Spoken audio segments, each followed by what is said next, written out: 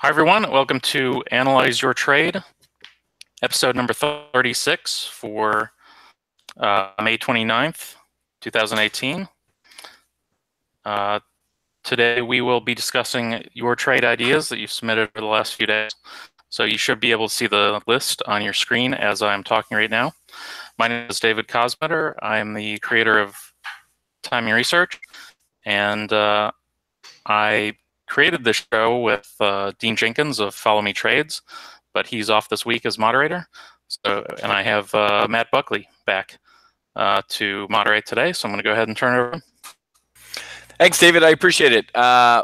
Got two professionals. Hopefully, you both are going to get to join us today. We have Sachs of RightLineTrading.com. He's a first-time guest, so hopefully he's just having some tech issues and he's trying to log in here. We got Christian Fromhertz of Tribeca Trade Group. So, Christian, why don't you give everybody a little bit of a executive summary of who you are, your background? Or wait a minute. Hold on. Am I looking at the wrong one here, David? Mark is logged in. Christian's the one we're... Yeah, we're waiting for Christian. Mark and I were just talking. Mark, why don't you give us a 30-second, or not 30-second, an executive summary of your background and how you got to where you are and what you do at Right Line Trading. Sure. Well, I went to the University of Pennsylvania. I graduated from their business school, from Wharton School, and I was a professor, and I taught there for 3 years. I've published about 15 peer-reviewed articles in top tier journals, and then about 6 years ago, I started Right Line Trading. I think our software operates a little bit differently than most. We do a multi-time frame analysis of a number of different metrics. We also look at a number of different correlative markets, determine cash flow. I'm going to go over all of that with you, but I think that we have worked hard to try to define how price is going to move out into the future rather than look at any kind of lagging indicators. And hopefully I'll be able to provide you with a nice assessment on the stocks you're looking to see whether to buy, sell, or hold on. Perfect. Yeah, that's the kind of the holy grail we're all looking for, right? What the right side of the chart looks like. You got it. I don't know too many brokers who will let me trade off the left side of the chart, so that's awesome. Definitely the predictive nature. That's one of the reasons I trade options. Real quick, folks, if you don't know who I am, my name is Matthew Buckley. You guys can call me Whiz. I'm the founder and CEO of Top Gun Options.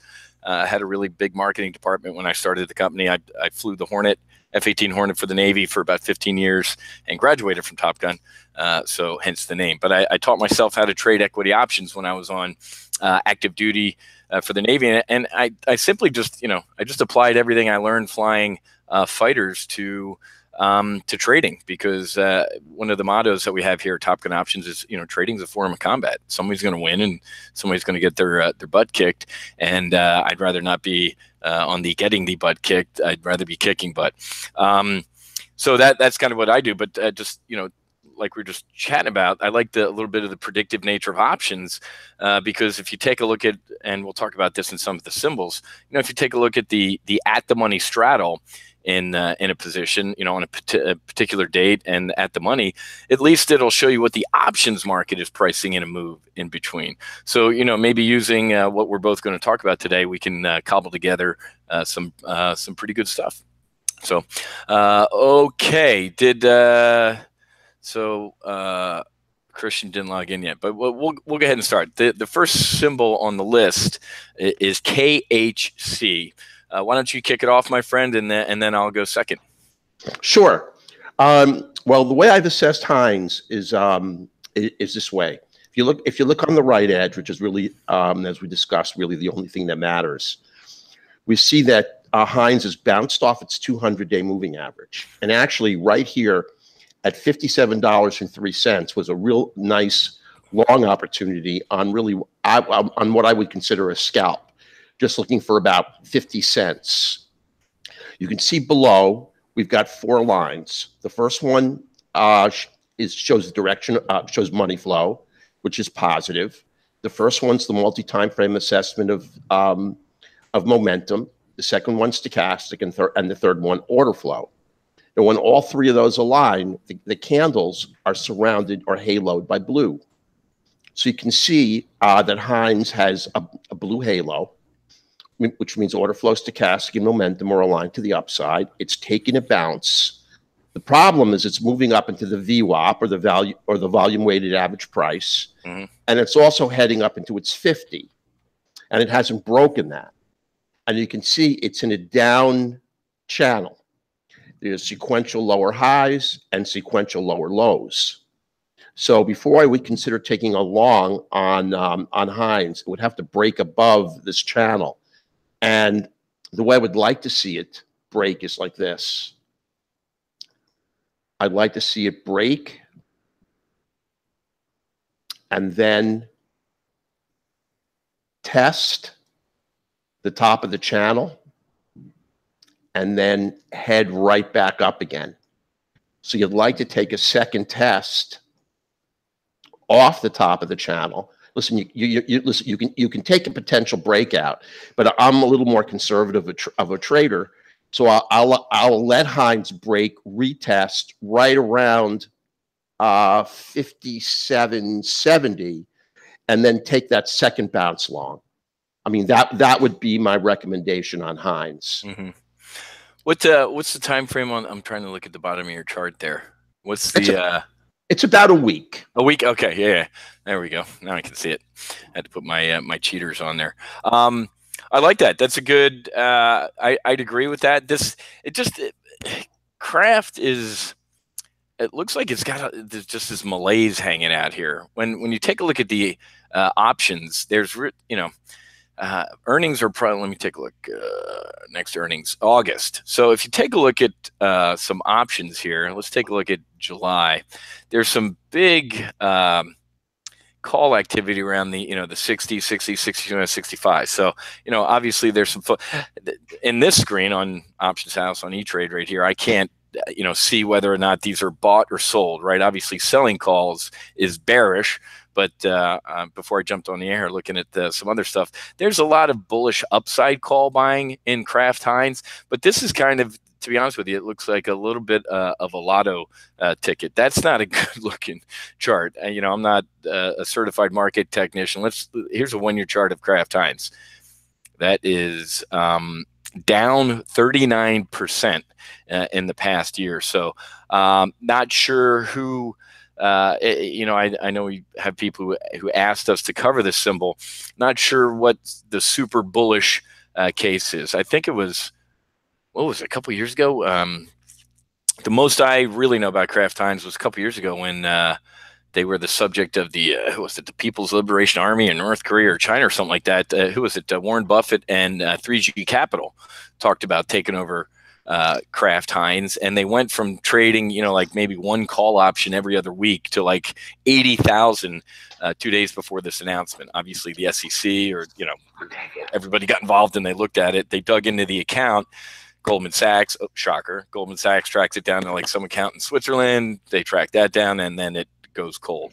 And a buddy of mine in a big building up in Washington told me, well, it was the PLA. They're obviously hacked into like everybody's emails, including ours, but they're trading off of this. So it's a long tangent. What I'm getting at is I don't trade Kraft Heinz too much, not a super bullish looking chart, but there is some upside buying call activity, out here in front of earnings. I'm not super lit on fire about it. There's some other stocks on the list that we're talking about that I would, I'd be more inclined to trade. Okay, AMZN, my friend, why don't you kick that one off and let's talk about AMZN. Sure. I'm just going to rotate my charts. I have to adjust the size of the candle, which will take just a second. Now, let me ask you in general, because this one's going to be easy for me. It's healthcare, but it's in the healthcare sector, but it's a biotech. Do you trade the biotechs often, or it doesn't matter to you? I really don't. I've traded AMZN a couple of times. Again, like you do with options, but I don't have right now in my options portfolio. I don't hold any biotech right now. Mostly a little more defensive, as we talked about, bonds, and but it just so happens. But I mean, I think they're really good opportunities. I just don't see any great ones now. Although I haven't looked at AMZN recently, and this may turn out to be a nice opportunity. Yeah, and the reason I ask is because I avoid them like the plague. I mean, when I was a managing director of strategy up at Peak 6 Investments, that was one of our red symbols. You just didn't trade Biotechs. I mean, Immunogen, so whatever it was called. Say that 10 times fast. I remember one of our traders. So I forget the name of the drug, but hey, it passed phase 1 trials, it passed phase 2, it passed phase 3, and this guy had a $4 million trade on. Well, of course it's got to pass phase 4 trials. Nobody who's ever failed well, as soon as he said that, I should have known that something bad was going to happen. Whatever the drug was, an Immunogen, it failed the phase 4 trials, and the FDA disapproved it. Its stock was down 80% in like 30 seconds, and this guy lost $4 million, and he didn't work there anymore. But the point being is, even unless you're the only here's what's disgusting. Part of our republic here is the only people who are legally allowed to insider trade are what? Members of Congress and their staff.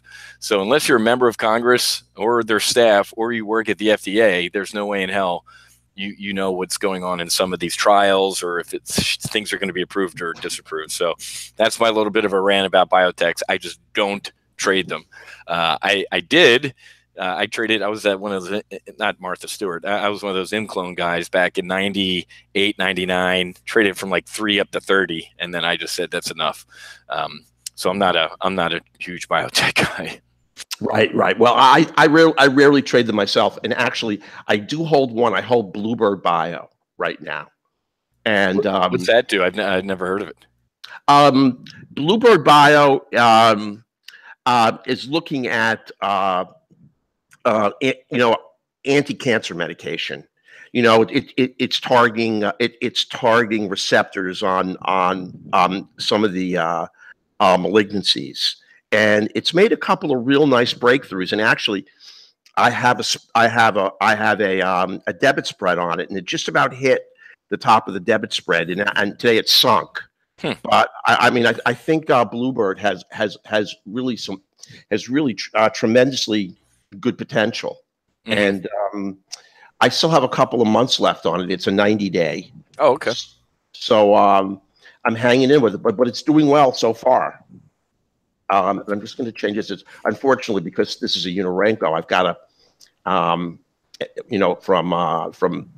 Kraft to AMZN, the big difference in price. I'm just going to a 10 Unorenco. Okay, so here's how I look at AMZN. AMZN's below its 200-day moving average. I mean, if you look exactly at the right edge, it came right up there. And let me just squeeze it a little bit and see what it's been doing. And you see, if you look at AMZN, you can see that it's making sequential lower highs, and it's also making, whoops, wrong thing here. It's making sequential lower lows. So if I open it up again, if we look at the right edge and we look at the specific metrics we're looking at, we have no there's no lineup. This line 1 here is momentum is red, stochastic is green, order flow is green, money flow is yellow. And we're coming right up into strong resistance. We've just moved through a lot of resistance. This is the VWAP, the volume weighted average price. But I would sit on my hands on AMZN right now. I mean, it could bounce off the 50 and head right back down, making the 4th sequential lower high and make another lower low. So we really don't know where it's headed here. There's no alignment of any of these multi-time frame assessed indicators, and we have money flow neutral. Now, if you look at the background, that's blue. So that tells you on the higher Unorenco multiples that Amgen is actually poised to move to the upside. So long range, it's got a long bias. But the fact that on our trading chart, all of our time frames need to align. The two higher Unorencos along with our trading chart. Our trading chart is really calling for a short. We're below the 50. We've just crossed, I'm sorry, below the 200. Just crossed below the 50, above the 50. So we're between the 200 and the 50. And in fact, if Amgen bounces short here, you may be able to catch a nice short at least as far as the 50, depending upon whether you want to catch a 2 or 3 or 4 day move. I would sit and wait. I don't see Amgen in any great position to trade it. Yeah, it's kind of like what we just talked about. I mean, Amgen just seems to be sitting here as dead money. I mean, there's no, looking at the news and some of the stuff. And see, any of this stuff, folks, I got to be honest with you, I just don't trade. Patient-centric cancer management initiative, FDA approves, or this or the. You have got to be very, very, very careful with the Biotechs. And I'm like I said, I'm speaking from experience here. I bought best car I love, 1997 Porsche 911 with my M clone. I'm going to call them winnings. I hate calling trading winnings, but that was gambling, and it was winnings. So be careful about these Biotechs. When I look at the options flow, really nothing to write home about. July 25th is earnings, and there's just there are no options. These are lottery tickets. I mean, this is not that much order flow or options activity. So again, I'm not a biotech guy. I'm smart enough to know what I don't know. But when you look at something like that chart, here's a 1-year chart. There's a year ago. Here's today. I mean, just being long the stock itself, you're up 9%. I mean, obviously that beats putting it in your couch with interest rates near zero, still near zero. But I mean, come on, man. Not, we're going to get to the symbol eventually, but compare that with that dude. 60, what's that, 69, 70% return? Yeah, 63% return in like an Amazon. So me, I'm not a biotech guy, and I'm proud to admit it. So we'll leave it at that. How about Colgate-Palmolive? Let's move on to Charlie Lima. Do you track this one at all? And what's the chart look like to you? I do. And you know what? I haven't put that ticker in. Give me 1 second. Yeah, go ahead. Put it in right now. So as he's loading that up here, obviously everybody knows that name, Colgate-Palmolive. Obviously an actively traded name. It's a consumer non-cyclical, what they call, and personal and household products. There's some. Just taking a look at the news, I mean, there's not a massive amount of. I gotta be honest with you here. Let me share my screen as you're getting showed up there. There's not a massive. This looks like the last 3 symbols that we've covered, folks. This is just. Let me do a 1-year chart. This is dead money. This is a down 17% in a year. That's. You would make more money if you put your cash in your sofa, because that's just a nightmare. Any of these consumer cyclicals, folks, obviously they're at the whim of us, right? The consumer confidence is really strong. We got a big consumer confidence report, and this just isn't. This just does not. That's not a good looking chart, folks. Like I said, let's take a look at. Let's go out to July. And again, there's just measly in every symbol we've covered so far, folks. It's just some measly upside call buying. There's just not a lot of activity in anything that we're looking at. How's the chart looking? That's coming out. I can just tell you that one of the worst beatings I've taken this year was on General Mills, and I know that has completely. It's giving me an anaphylactic shock reaction to trading any consumer staples. So I'm not. I mean, I think there are much better options out there. I'm going to bring up. I'm going to bring up CL right now.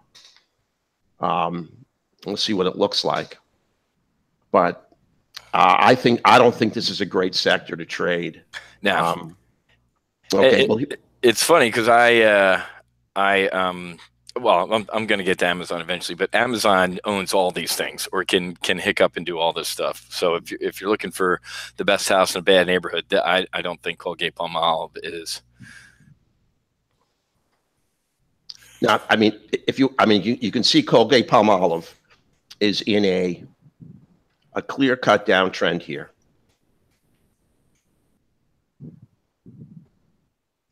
And then what I see it doing here, it may look like it's moving up, but really what I see it in is more of consolidation, just moving sideways. We'll spread it out and we'll look at what's going on the right edge. You can see a lot of it's red. Even though it's above the 50 and above the 200, there are a couple things about it that I don't like. Let me just spread it out for you and show you here. Now, when you spread it out, you can see that really it's still within this, it's a wide zone, but it's still consolidating. And if you look at what happened to it today, you can see that money flow is red, stochastic is red, order flow is red, and momentum is red. Mm-hmm. So it took a nice bit of a move down today. And until it makes a nice breakout, I really wouldn't touch it. I mean, I think you have to see it move above right here to make a real strong move on good volume. Mm-hmm. What's that price? Right. What's that look like?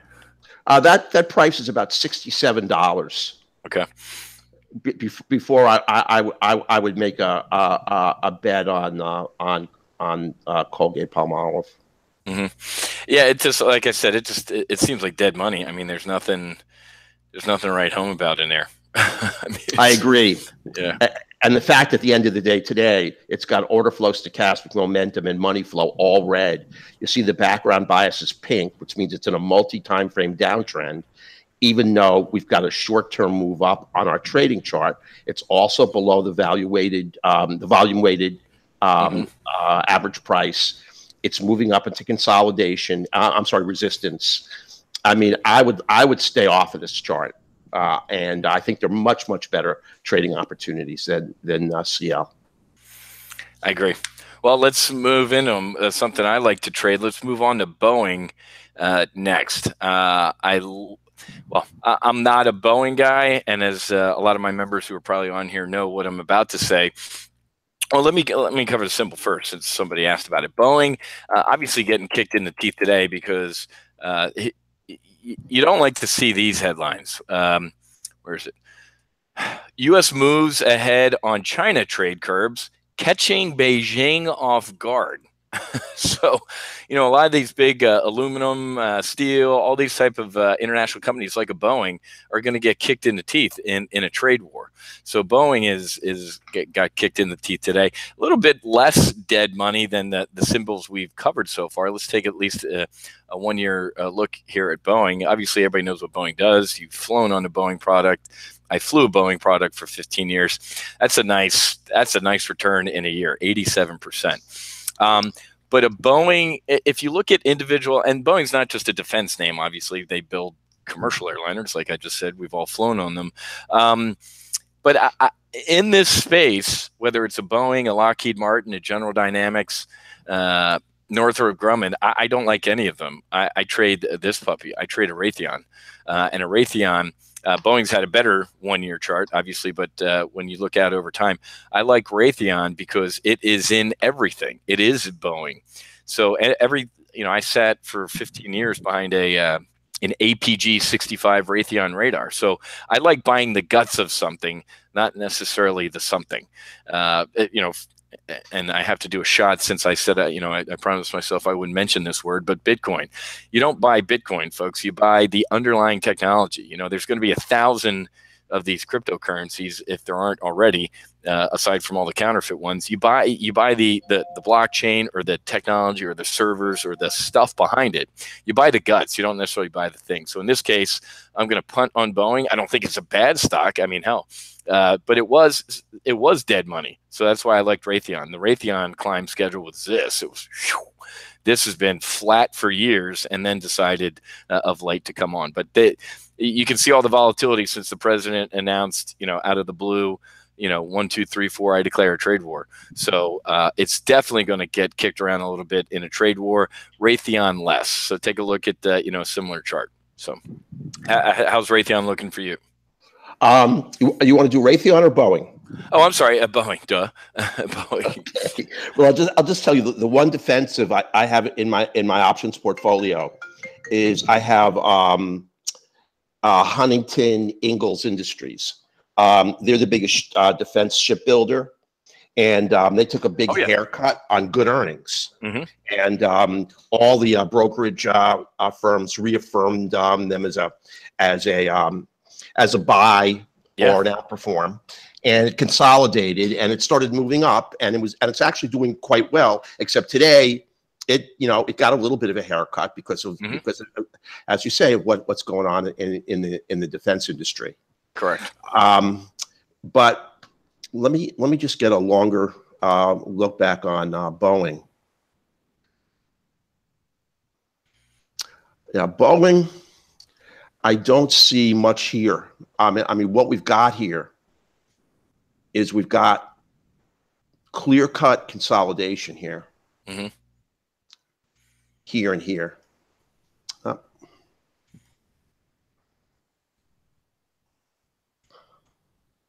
Right about here. Now it broke out of consolidation to the downside, and what it's doing is it's making sequential lower highs and sequential lower lows. Now, right now, it's below the 50, it's below the 200, it's below the VWAP. It's really, if we move back out and take a look at the right edge today, whether we would even consider it. I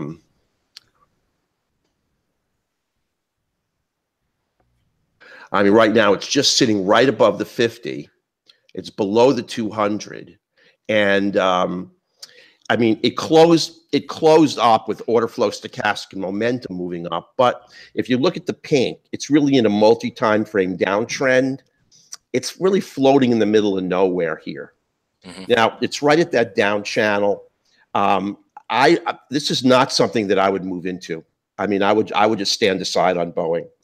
It's made a nice move up in the last 12 months, but right now I would just leave it alone.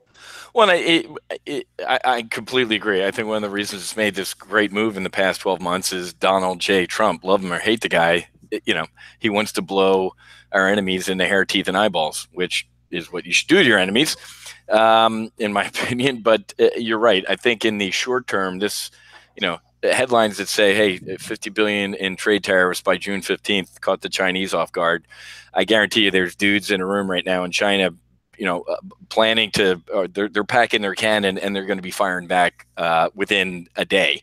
That ain't, they read the art of the deal too. They're not that stupid. So I would sit on my hands with Boeing and maybe wait for a little bit more of an all clear signal. So I couldn't agree more with you on that.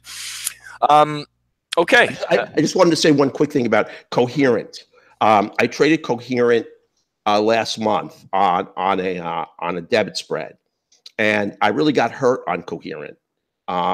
It's the number one maker of lasers for the defense industry. It looked real strong, and it just really collapsed. Today it was up $11, and I didn't have time to check and see why. It just rocketed up. But I think the defensives right now, the defense stocks, are tough, and I don't see any great stock right now to trade. I like the Navy shipbuilder, but that's already taken a big haircut. So that's about the only one I see as a good trade. Yeah, I don't disagree with those. I like the shipbuilders. The president was at the Naval Academy. Was it this weekend or no? Whenever it was last week, and he gave a strong 355 ship Navy speech. So, and the dude's known for keeping his word, at least on the defense stuff. So I like that. I'm the bio. Let me use an analogy to the biotech sector. You know, trying to figure out what the best drone or the best laser one can be a tough one, because there's so many of these companies out there. You know, it's like back in the day. You know, my buddy down the street invested in Pets.com. I invested in Amazon, and you know, and who would have thunk it? So be careful with some of those defense stocks or some of the technology companies in that sector, because yeah, you can get your rear end handed to you. All right, let's go to the GLD. Let me pull mine up here. So I'm going to punt on this one, only to say that about 3 years ago, I stopped right around here. My chart or my lines are still up here. I stopped trading the GLD when not Hank Paulson, the other Paulson. The Paulson that predicted the housing crisis. A bunch of people ganged up and tried to put his fund out of business because they were long the GLD. Here's the issue with the GLD for me. And I used to trade this like crazy. It was a good hedge against inflation. There is none, or world events, until it stopped doing that. And to me, when a stock, an ETF, or an index isn't doing what you think it should be doing, you're wrong. Not the stock, the index, or the ETF. So this kind of stopped being a hedge, like whatever. Ukraine gets invaded, or you know, something big would happen, and this would kind of sit here. The GLD, folks, remember, it's paper, right? You know, I'm not, well, my home's protected by AR-15, so I can say I have physical gold. You want to own gold, you buy the damn gold. You want to own paper, you buy paper. Remember, the GLD doesn't have a CEO. It doesn't have earnings. You can't fly on it. You can't eat it. You can't drive it. You know, at least physical gold, you can put it in your pillowcase and swing it around and use it as a weapon. So the GLD, again, kind of just dead. You know, look at a chart of the GLD here, and then take a look at a chart of the like the S&P 500. Holy, all over the place, Batman. I mean, look at this. So there's a lot of movement and a lot of volatility and everything going on here. I get that there's not as much here, but you would think that the GLD would be used as a hedge. So the two things I used to trade it for, potential hedge against the world ending and a hedge against inflation, just kind of, it went out the window for me. And literally about right here, whenever that was, a year ago, 2 years ago, I decided to bail on it. How about your charts? What are you showing on the GLD? Well, for some reason, I cannot bring it up. So I can't give you the technicals on it, except all I can say is I totally agree. I think if you're bullish on gold, you really gave the best ways of leveraging it. I also do not like GLD at all. Yeah, it feels like it had its heyday. Like the GLD was hot to trade a couple years ago, and then it don't do what it used to do. Now it's a different take here. Let me pull up my chart.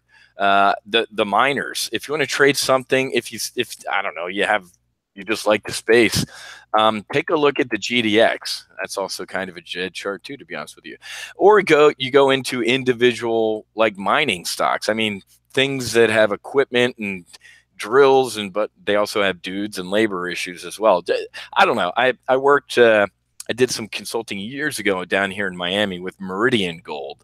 I think they got bought out or sold, or I forget even what happened to Meridian Gold. But I worked with those guys, and it's a very, very tough sector, to be honest with you, man. I mean, they're always looking. It's exploration, it's digging, it's things imploding. So if you really got a gold bug, I wouldn't trade the GLD. You know, maybe pick a miner, or you can trade the market vectors ETF here for the miners ETF. But to be honest with you, you know, there's what's that? That's a 1 year chart, and how you looking? It's dead money. It's down 4%. So let's go ahead and let's punt on the GLD. And I just to follow up on that, I also feel the same way about SLV. I personally don't like to trade that ETF. Like, I'm very bullish on silver. So what I have in my portfolio that I've recommended to my traders is wheat and precious metals. I mean, it just had a great chart. It's up nicely. We just have a call position on it, and it's moving really well. And SLV is just sitting there like a lump. So I don't like SLV. I don't like GLD. I do like the miners. And if you want to make a bullish call on silver, I think you find yourself a good silver mining company like Wheaton, and it will move up nicely. And Wheaton's making a nice bullish move. I think it's got another month to 6 weeks to go, and I look for it to move up significantly more.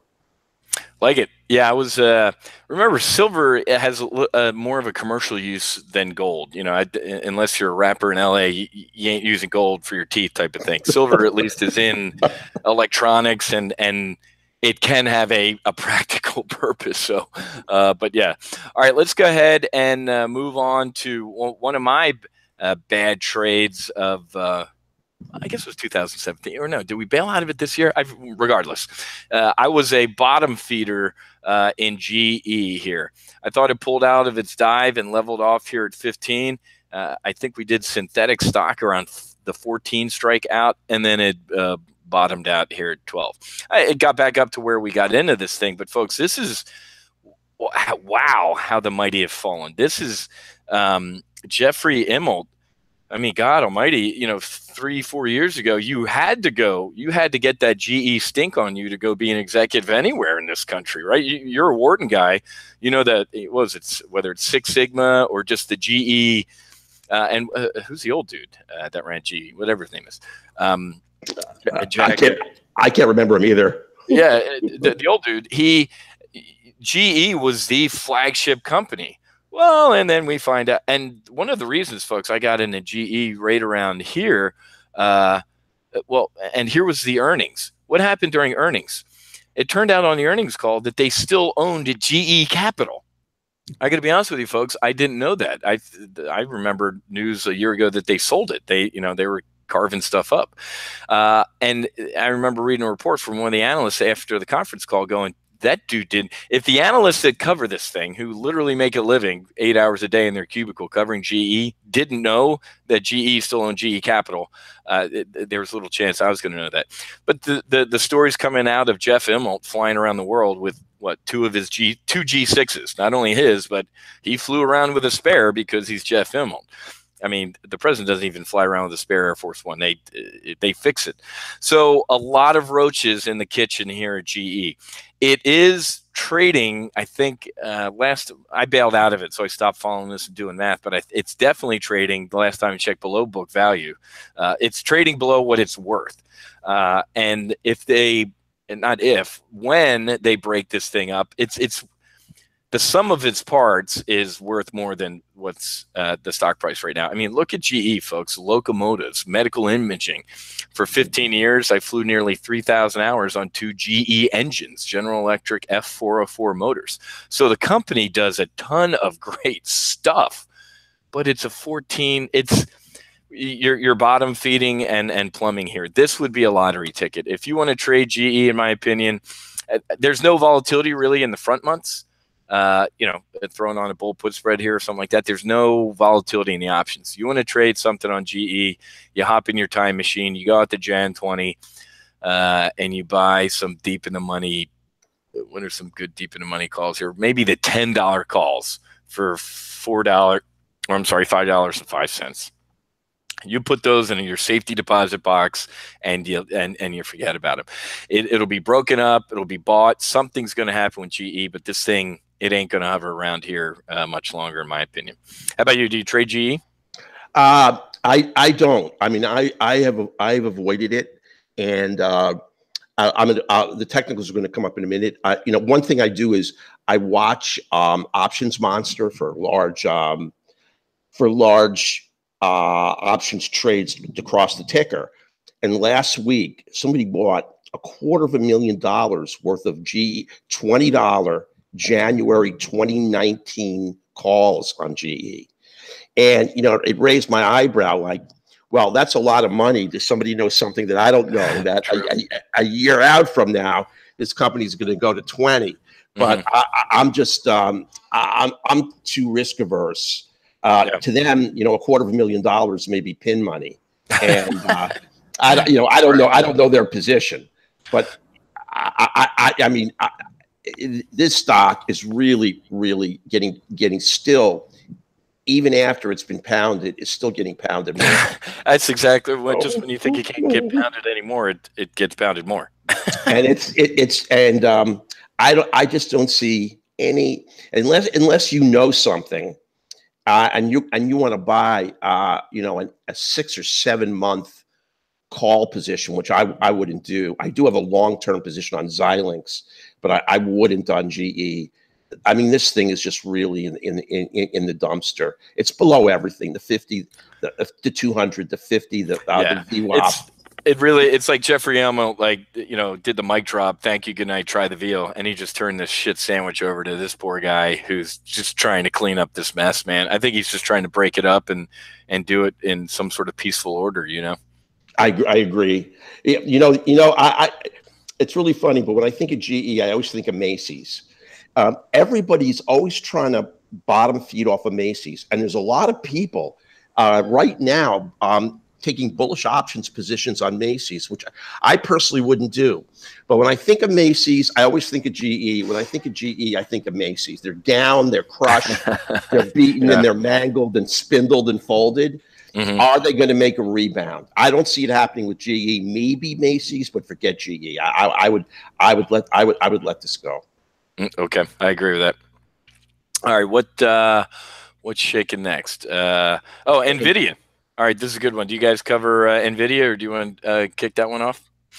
Sure. I just gotta rotate to it. Yeah, as he's getting his charts there. So NVIDIA, to me, this is a yes. Now we're starting to put some rounds towards the bullseye, folks. Semiconductors and technology. I mean, we ain't going back anytime soon to using wax tablets and carrier pigeons. Okay, I mean, it's not going to happen. And with this cryptocurrency and all this stuff, I get that there's a lot of fraud. When they start having options on Bitcoin or the crypto, I'll start taking it seriously. But until then, I'm not even going to give you the math or the mining, because I don't know it, the way they mine these Bitcoins, but they have to buy so much energy and power and servers and this and that. This is a yes to me. I got to be honest with you. I prefer this guy, who I use Amazon S3 and their technology services and stuff like that, but we'll get to this guy eventually. But NVIDIA Corporation is definitely a yes. Still a little sideways moving here. I mean, we're not seeing massive, but it's a $250 stock here. Let's take a look at a 1-year chart. So it's not too bad a climb schedule here. I would be bullish on this. Well, hell, that's a 63. So just a little bit below the 1-year chart of Amazon. I mean, this is a 63% return in NVIDIA, 2-year, 5-year. Holy crap! There you go. Well, there's a climb schedule. I like NVIDIA, but like I said, I like Amazon. I like Amazon more. What's your take on NVIDIA? I'm just waiting for the chart to come up. I also really, really like NVIDIA. I think it's a leader in its sector. I'm not positive, but is it also involved in the artificial intelligence it is area? You bet. NVIDIA's one of the lead chips in the AI stuff as well. So that's a great catch. I forgot to mention that, because that's, creepy or not, that's coming too. Right. That's one of the reasons why I like Xilinx so much. Xilinx is heavily involved in the chips that power a lot of the artificial intelligence, but so is NVIDIA. I think we'll see the chart in a minute. It's just loading slowly for some reason. I think you should buy a dip on NVIDIA. I think it's a very, very strong stock. It's really a pioneer in its sector. It's a blue chip tech semiconductor company, and I'm real bullish on NVIDIA. And I've traded it quite a few times with options. I don't hold it now. I do hold Xilinx, but I'm just waiting for an opportunity. And if we get a 3 or 4% pullback on NVIDIA, I would go in. I'm just waiting for the chart to come up here. I don't know why in the afternoon it loads like molasses. These things. It's a good trading platform, man. After the market's closed, it starts. It hits the bar, man. It sounds like me. Now I agree. And the artificial intelligence stuff. When was it? 6-8 months ago, whenever it was, Vladimir Putin at like a conference of a bunch of Russian executives. Man, this guy was creepy. When he looked at some of these CEOs, he just went on this AI rant, like whoever controls or whoever's the lead country in the technology of artificial intelligence will rule the world. All these CEOs kind of looked at him like, did you just say that out loud? So AI is going to be a big one. I love the cryptocurrency, again, the blockchain, the underlying, and I like the artificial intelligence. So this is NVIDIA's a good one. Yeah, and I think that the blockchain, all of the cryptocurrency, the whole cryptocurrency arena is maturing. Coinbase is looking to pick its EC20, its 20 best altcoins. They haven't decided yet. I also invest in cryptocurrencies, and the last one I recommended was EOS, and I think that's going to be a maturing up and coming area, and I definitely think it's going to add to NVIDIA's earnings if it would ever come up. We could see it. I don't know why it's only a 2 Ranko. It should probably be a 6 or an 8. It's one of the reasons why it's taking so because it's a $250 stock. Yeah. Well, compared, what do we talk about? GE, $14. Yeah. So there's a little bit of a difference. I should have reset it before I pulled the NVIDIA ticker. Well, what's funny is you take wait, what's the market cap of NVIDIA? 151 with GE. 123. Look at the difference. So the market cap is off by about 30.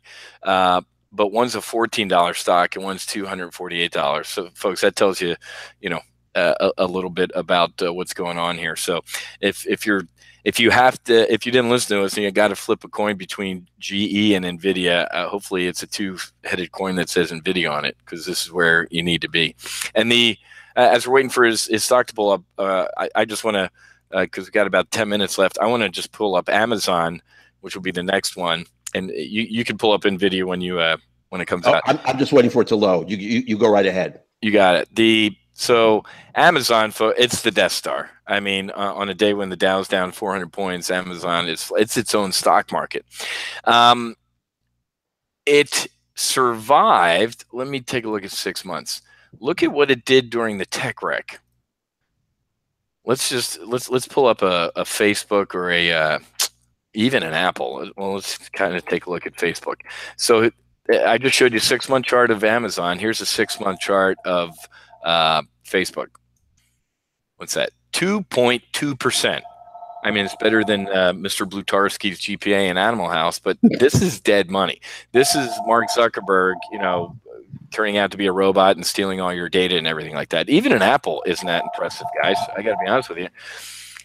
It's obviously more impressive than Facebook, but let's go with an Apple in the past 6 months. What's that? A 10% return. Yay.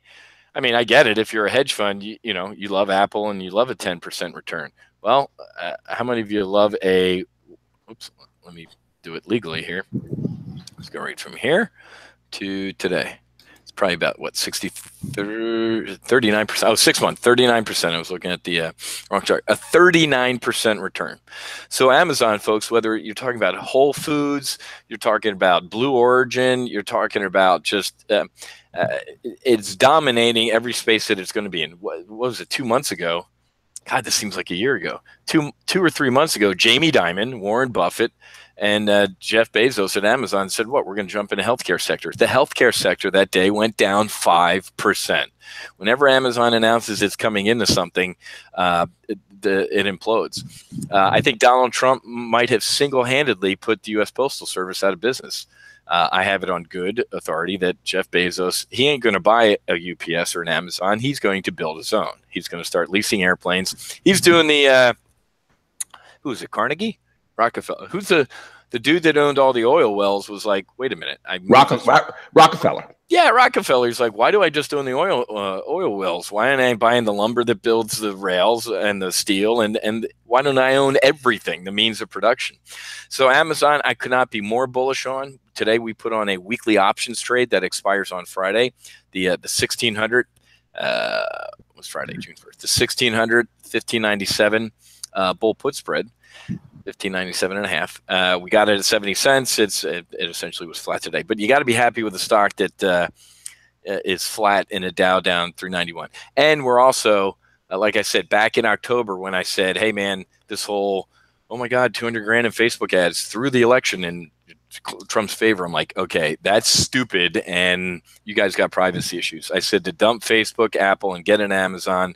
And these Jan 19 and Jan 20 trades have been phenomenal. So we love Amazon here at TGO, and I just couldn't be any more bullish. But let's go back. Let's get your take. Well, I'm still stuck on NVIDIA, so I'm just going to go. I'm just going to go back to Amazon. No, perfect. Yeah. Okay. Go ahead. Here's a separate chart of Amazon, and I'm also very bullish on Amazon.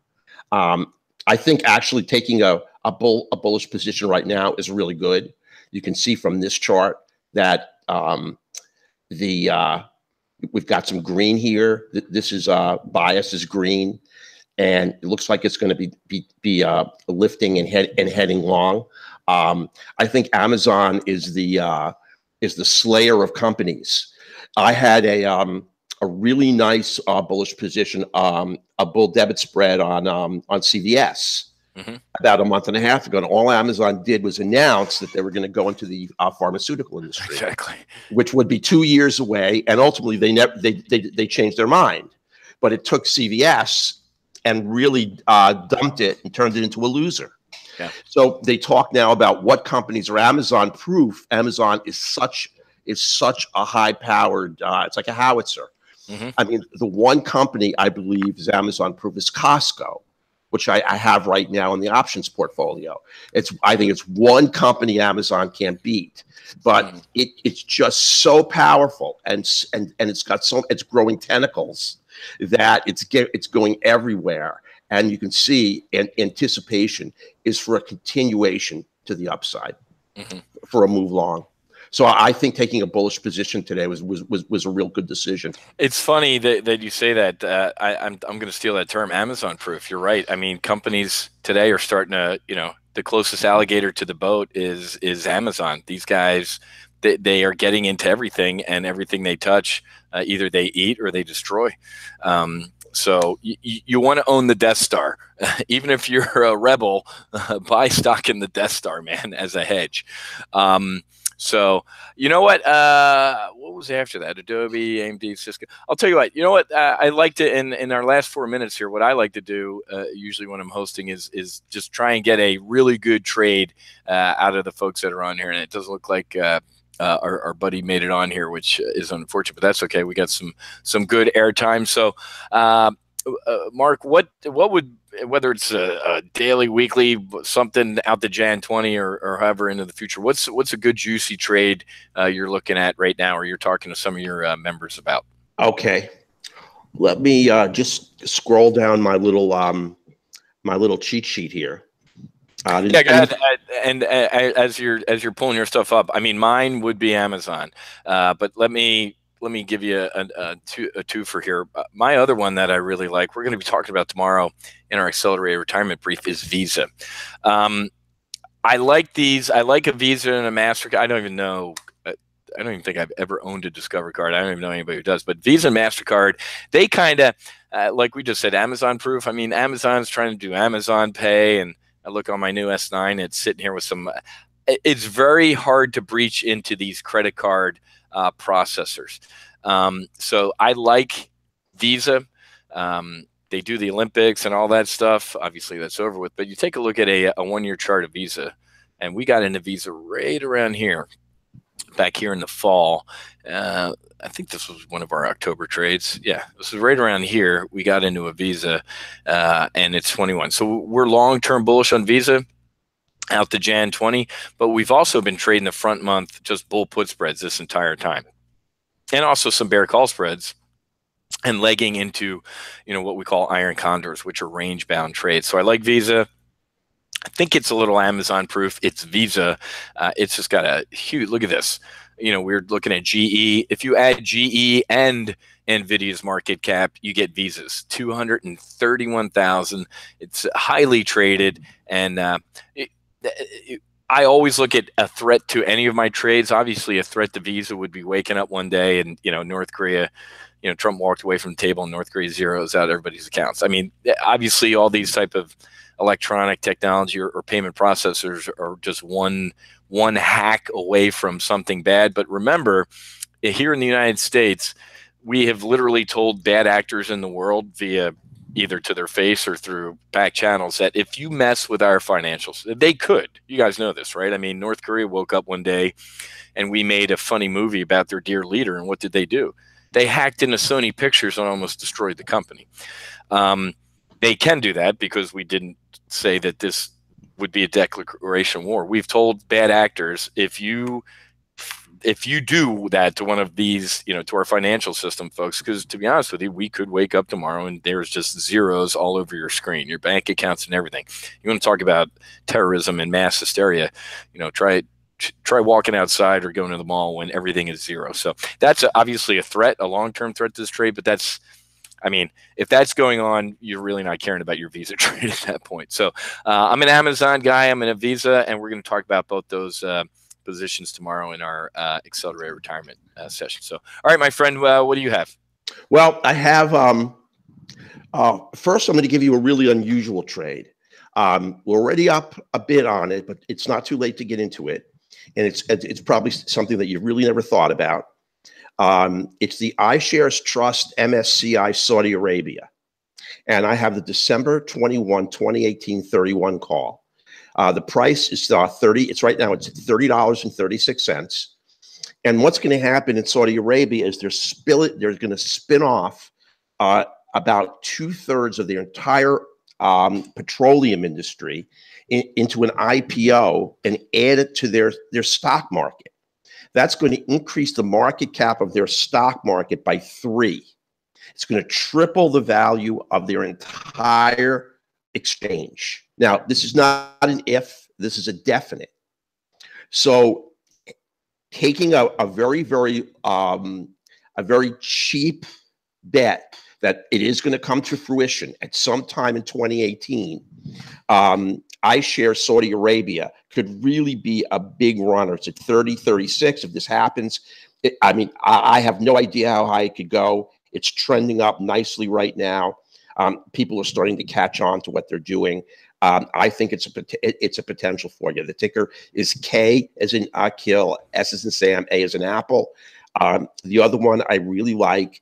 It's also a little bit of an outside shot, but if it's a very inexpensive play, I like Microsoft. Now, Microsoft has been in consolidation for a significant period of time, hasn't done anything. It was down 11 cents today, 19 cents. It's at 98.17, and I have the June 15 101 call. It's got to go up $3, which is about 3%.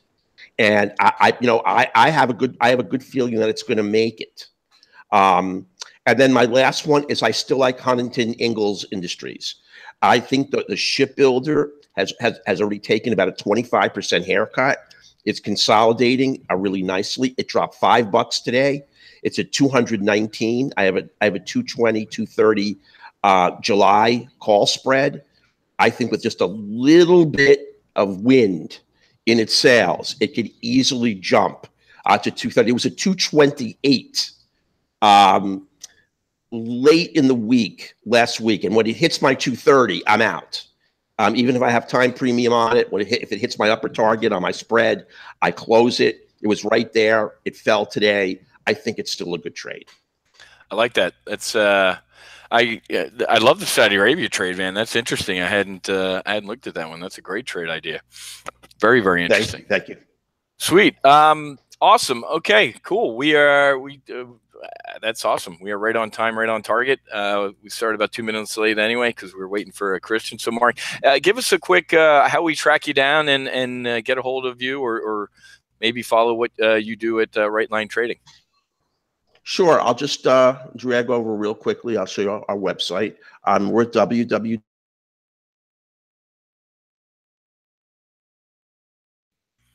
Oh, he might have closed out his window and going over to his website. So hopefully he can jump back on real quick.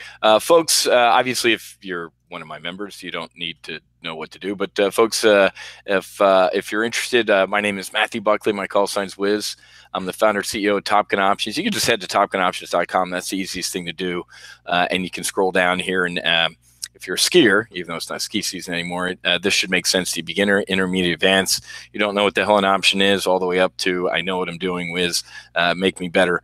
These are just 2-week test flights here for the bottle. You know, the price of a bad bottle of Pinot Grigio. You can take a 2-week test flight into what we do here. Mark, did you make it back on, my friend? I think I'm kind of here. Can you hear? Yeah, that's no. I figured you closed the one window you didn't want to close out, but no worries. But yeah, guys, just you can head to my homepage, topgunoptions.com, and check me out there. So go ahead, Mark. Back over to you. I'm at www.rightlinetrading.com.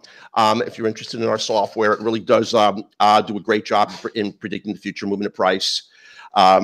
We work with options, we work with stocks and futures, and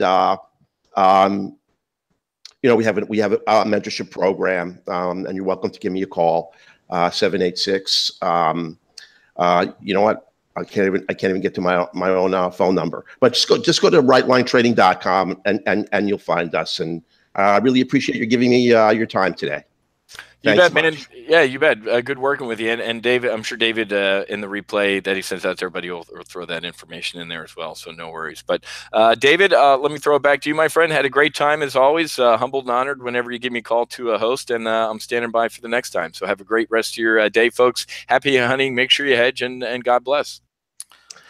David, same thing. Thank you so much for having me. And, you know, we're the small guy. We're not the big institutional money. You know, I wish everyone the best of luck. And, you know, really just, you know, be careful. I'm a conservative investor. And, you know, I think that's the way you got to be. The number one thing that we need to do is to protect our capital. So have a great afternoon. And thanks for having me, David. All right. Thanks, guys. Great show. Yeah.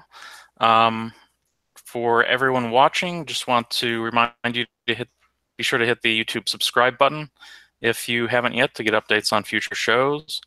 Also, be sure to join us next week. Both shows will be back. The Monday show has been off for 2 weeks, but it will be back next week, June 4th, 1 p.m. Eastern Time. And the next episode of this show will be June 5th at 4:30 p.m. Eastern Time. Let's see, a few of the people we have on the schedule for next week are Anka Metcalf, Neil Batho, Rob Hanna, Larry Gaines, Jim Kenny, and Dean Jenkins. And so I just want to thank my guests again for this week. Christian Fromhertz of Tribeca Trade Group was supposed to be here, but we had some technical issues, so I'll try to have him back soon. And Mark Sachs of RightLineTrading.com. It's great to have you on the show for the first time. So thanks for being here. And of course, Matt Buckley of TopGunOptions.com. Thanks for moderating. Thanks, guys. You bet, David. We'll see you.